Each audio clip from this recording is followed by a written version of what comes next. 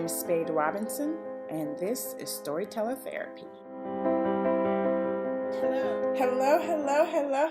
Welcome. This is going to be the last episode in our 3-part series on rejection, and the last episode before I take my summer hiatus and focus on the projects that I'm working on, and then come back in the fall with more storyteller therapy. In the meantime, let's just get in. So, before I go off and take a break, there's some things we need to talk about.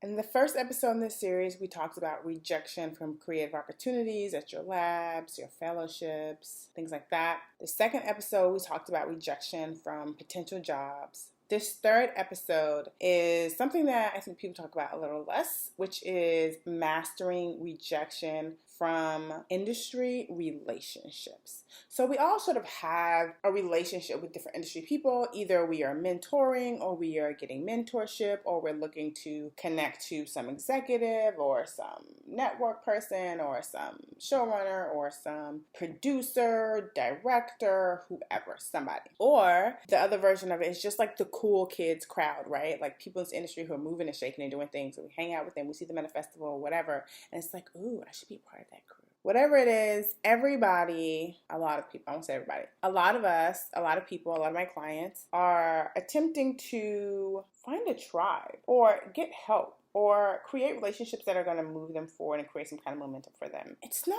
something people openly talk about, but you can get rejected from these relationships and slighted or sort of blown off, and it can sometimes put you in a space where you're feeling inadequate or not very special or not very cool or not talented enough or not something enough. And that can slow down your productivity, your confidence, and things that you need to just move yourself forward. So we're going to unpack how to master, take control over rejection from industry relationships. Before we do that, I want to talk about a movie that I saw recently. This is probably one of the first films. I'm not going to say I was blown away by it. It's the most amazing thing I've ever seen. But this is for my listeners who just need to make something. They need their director or writer or somebody, and they need to make something. I'm actually in the process of developing a film that a lot of it takes place inside of a car. And so a colleague of mine who's an editor suggested that I look at a film called Wheelman on Netflix. And I did. It's not 100% the camera is in the car, but I would say 90% of the film, the camera is definitely in the car. So that means you have one location. Now, it's shot in Los Angeles. You're driving around town. And so, of course, there are multiple locations where you end up. But in terms of like where you put the camera and creating setups, the setups happen in the car. The lighting is all street lighting. I mean, I don't know how they lit the car. But because we're so many different places in the car, it doesn't look like a very extensive lighting setup in the car. If there is a lighting setup in the car, you can make this for no money. Zero money. No money. Unless you wanted to hire actors, unless you wanted to pay your DP and AC, whatever. Like, this is a film that's doable if you had no money. Of course, you can scale it up and add money. There are rigs and things needed for the camera and like all kind of stuff to attach the camera to the car. There's all kinds of stuff to make it look sleek and all of that. But if you are saying, I need to make something and I don't have $1 to my name, I want you to watch Wheelman on Netflix and figure out what your version of that could be. And now you are without excuse. Go make something. All right, let's dive into our therapy session. We've been talking about rejection. Today we're going to be talking about rejection from industry relationships. The first step to mastering rejection from industry relationships is to build your own squad. The way you build your own squad is you figure out what kind of team you need to get you where you want to go. And don't forget about emotional and mental support, because you need that. You've decided, okay, to get me where I want to go, this is what kind of squad I need. I need one mentor who sort of works in the feature film financing space because I want to be an exec and I want to be a financier. I need one person in my life who kind of also keeps late hours, who likes to watch films. I mean, in order to be an exec, I have to watch a ton of films, but I hate going to the movies by myself, so I sort of need somebody who, another cinephile. So once you've figured out what kind of squad you need to figure out what is missing from your squad. Who do you not already have? That's key, because in a lot of these situations, you're out there networking and meeting people, and you're duplicating your squad, and you're getting rejected, and you're trying to figure out, why why is this happening? But you haven't even figured out what you really need. You're just out there meeting people in a very like general way. You're setting yourself up for rejection. People can smell the desperation, and stop trying to add people to your life who don't need to be there. That's like unnecessary, and you end up being flaky. And trust me, I don't maintain all of my relationships as well as I should. And part of it is because people who I meet are new, they sort of fall off because even if they're important people or people that I should know, I don't have the capacity to maintain all of these relationships. You don't have the capacity to maintain all these relationships. That is to say, in order to build your squad, you figure out what you need, and then you figure out what is missing. And then you figure out what you have, like what types of people you already have in your squad. And then you figure out, lastly, what you can offer. So you know what kind of people you need in your squad that you don't have. You know what kind of people you have in your squad that you don't need because they're already there.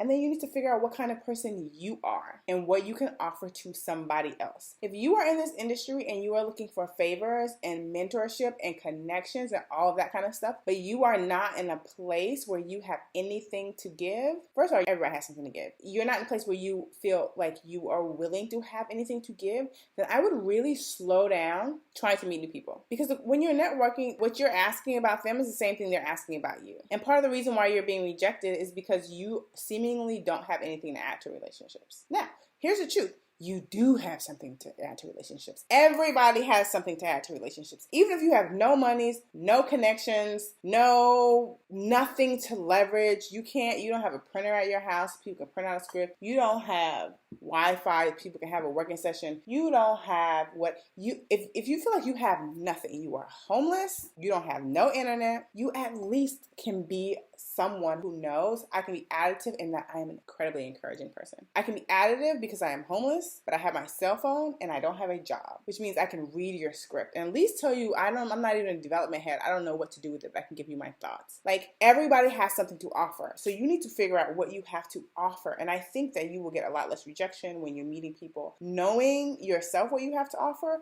But then look at those people who you said you have in your life. What are you offering to them? Do they see you as someone who's additive to their life professionally? Even if professionally means in an emotional or mental capacity. So once you've built out your squad, include yourself as a part of that and figuring out, okay, I'm the person in my squad who does this for myself, and this is how I'm additive to my squad. The second thing is cultivate your squad. So now that you know who's missing, who you have, what you have to offer, seek new relationships purposefully. Again, seeking new relationships with people in this industry in a very vague, I just want to meet people and work in this industry, it's so haphazard. It sets you up for rejection, and also it's really annoying because people are busy. So when I meet people randomly and they're like, oh, I'd love to pick your brain, I'd love to have coffee or whatever, I want to be as additive and as helpful as I can. There are not enough hours in every day to have coffee with people. So if you're not purposeful enough to know how I can be additive to your life, then it's waste of my time and your time to sit down for coffee, because I could be helping someone who actually knows what they need, or I could be working on my own stuff. So you want to seek relationships purposely, know exactly what you're looking for. The second thing is maintain existing relationships. The work that I do is time consuming in the sense that people pay me per hour. If I'm watching your documentary and your cut is 3 hours, please don't send me a 3-hour cut. But if I'm watching your documentary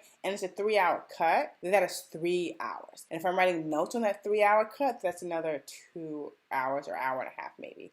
And if I am sitting with you to talk about your cut, that's another hour, maybe hour and a half, right? It's time consuming because every bit of work I'm doing, I'm spending that exact amount of time on it, which is to say I don't have a ton of time to maintain my relationships. That's kind of it. Like, sometimes I have bigger corporate clients, right? So if I'm doing a job for Sony, the capacity usually ends up being super high, right? So I spend most of my time working. That's why I don't cultivate tons of brand new relationships, but with the people in my life, to maintain relationships with them, I usually try to gather more than one person in one place. That's a really long way to say that I rather have like a party or a gathering, or like, even if it's intimate, 2 girlfriends over to chit chat, catch up, cry, drink wine, check in. But it is more rare, unless I'm meeting someone new, to sit down with one person over coffee. Now, I do that too, But I'm saying that is the way that I personally maintain my relationships so that I don't lose touch with people. So I touch base. Hey girl, how are you doing? Like, my hand on your hand, like, what's good?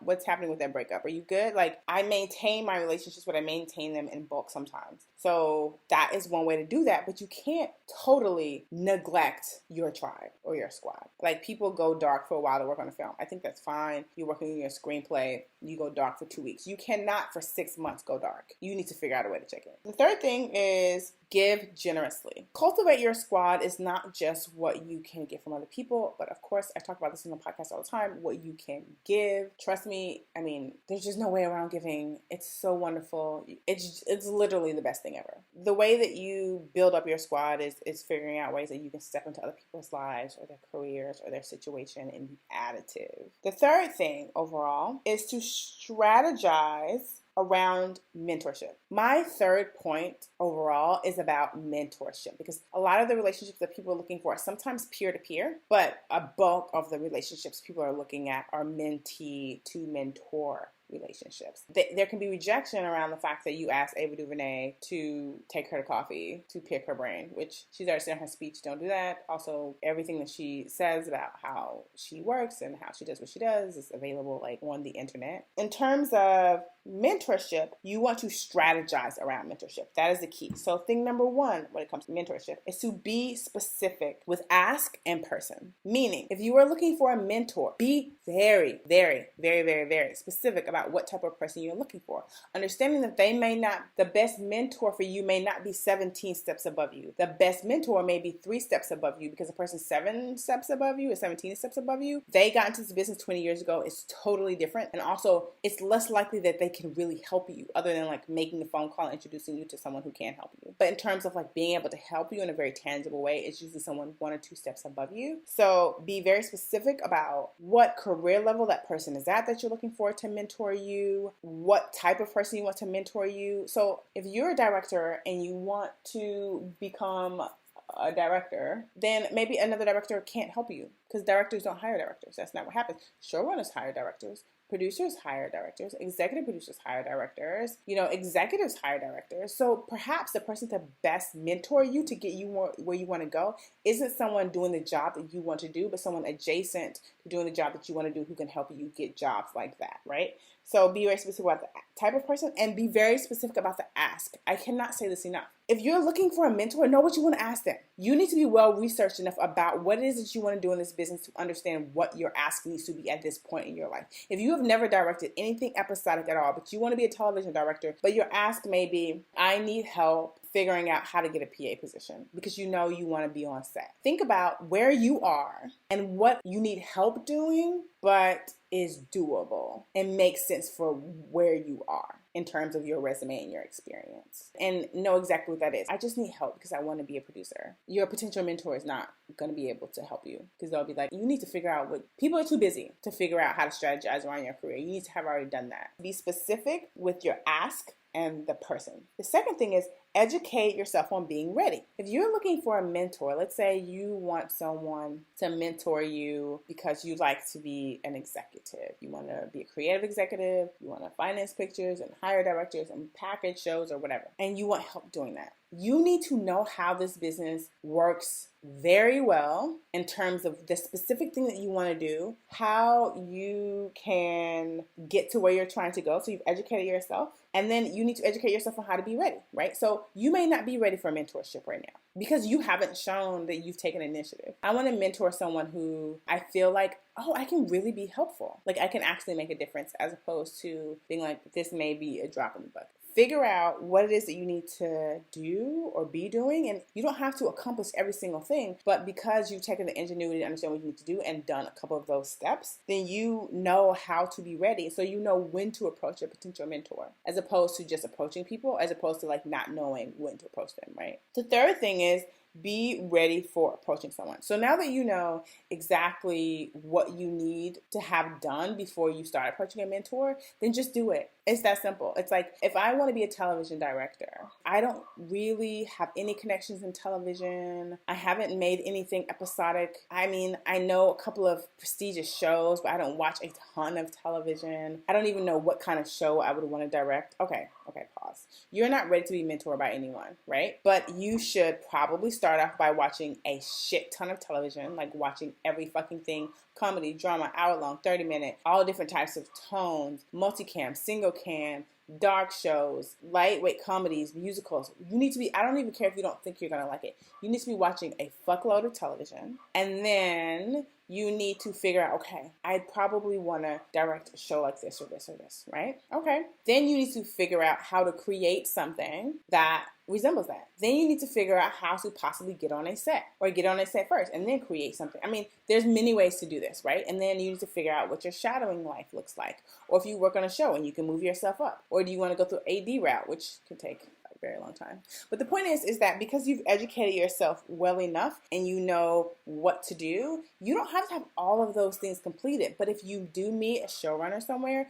or you do meet an executive producer of a show, or you do meet a director of a show who frequents this show a lot, then you say, I really need to shadow you. I love your show. I've watched every single season of it, and I made a short that fits in with the aesthetic of the show. I'd love to be able to shadow you sometime. I'm willing to go through a system or whatever, submit myself for whatever programs you may have available or whatever, right? Because you've at least started that process and you prepared yourself for the opportunity of getting mentorship, okay? If you have any questions about these steps, please let me know.